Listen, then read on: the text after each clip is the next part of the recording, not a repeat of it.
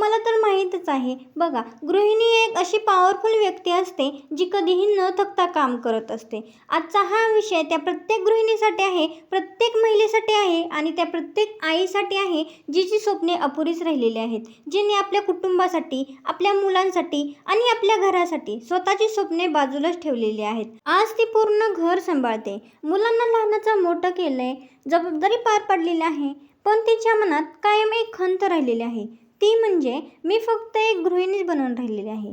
तर आज आपण याच विषयावर बोलणार आहोत, ते म्हणजे आपण फक्त गृहिणीच बनून राहिलोय असे बऱ्याच जणांना वाटते.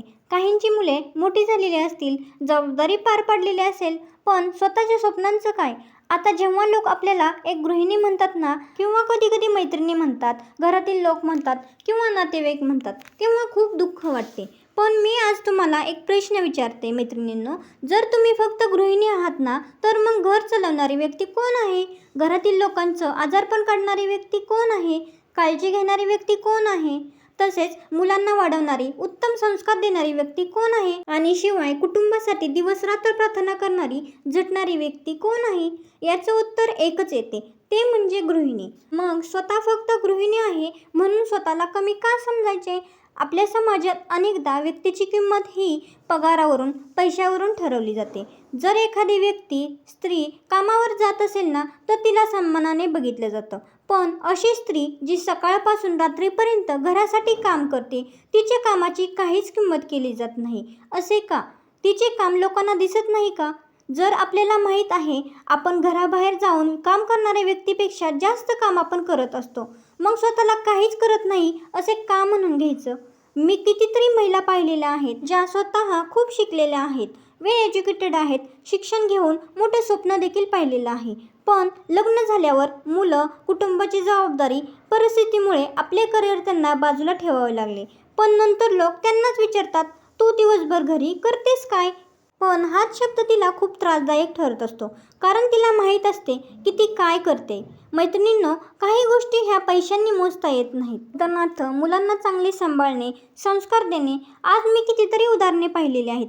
जी स्त्री घरी राहून मुलांकडे लक्ष देते ना, तिची मुले संस्कारी तर असतातच, शिवाय शिक्षणामध्ये देखील पुढे असतात, कारण तिला त्यांच्याकडे पाहायला वेळ असतो. त्याचबरोबर घरात प्रेमाचे वातावरण निर्माण करणे, तसेच घराचे आरोग्य जपणे यासारख्या कितीतरी गोष्टी. मग अशा मौल्यवान गोष्टी कोणत्या पगारातून तुम्ही मोजणार? कोणत्या पैशातून तुम्ही मोजणार? नाही ना उत्तर. आणि म्हणूनच मी प्रत्येक गृहिणीला सांगू इच्छिते की स्वतःची किंमत इतरांच्या शब्दांवर ठरवू नका. कोणी तुमच्या कामाला किंमत दिली नाही म्हणून तुमची किंमत कमी होत नाही. कोणी तुमचं कौतुक केलं नाही म्हणून तुमचे काम हे कमी महत्त्वाचे होत नाही. आणि कोणी तुम्हाला गृहिणी म्हटले ना म्हणून स्वतःला कमी देखील समजू नका. तुम्ही एक व्यवस्थापक आहात, मुलांचे शिक्षक आहात, तुम्ही घराचे आर्थिक नियोजन करणारे व्यक्ती आहात, कुटुंबाचा आधारस्तंभ आहात. पण याचा अर्थ असा नाही की गृहिणींनी स्वतःची स्वप्ने, इच्छा सोडून द्याव्यात, घेतलेले शिक्षण विसरावे. उलट प्रत्येक स्त्रीने घर सांभाळत स्वतःसाठी काहीतरी करायला हवं, नवीन कौशल्य शिकायला हवं, स्किल शिकायला हवात. आणि त्याचबरोबर स्वतःच्या आरोग्याकडे लक्ष देखील दिलं पाहिजे.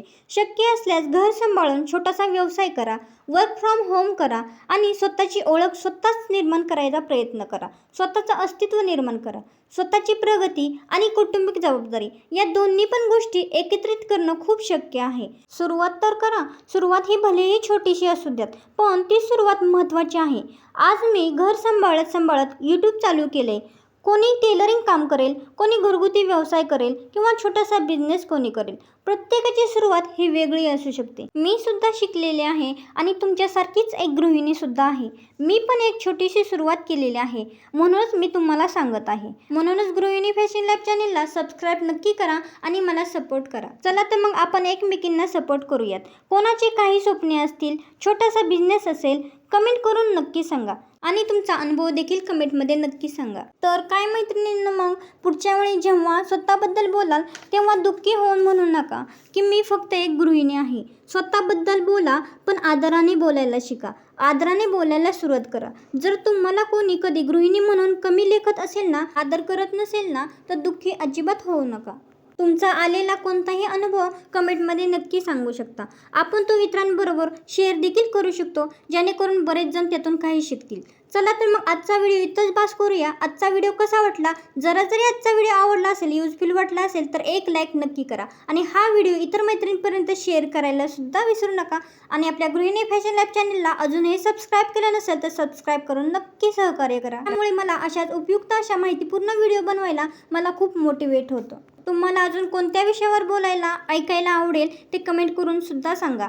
चला तर मग आजचा व्हिडिओ सर्वांनी पाहिल्याबद्दल सर्वांचे धन्यवाद. पर्यंत सर्वांनी स्वस्त राहा, मस्त राहा, खुश राहा, मजेत राहा आणि गृहिणी असल्याचा अभिमान नक्की बाळगा. आणि गृहिणीची भूमिका निभावता स्वतःसाठी काहीतरी करण्याचा प्रयत्न करा.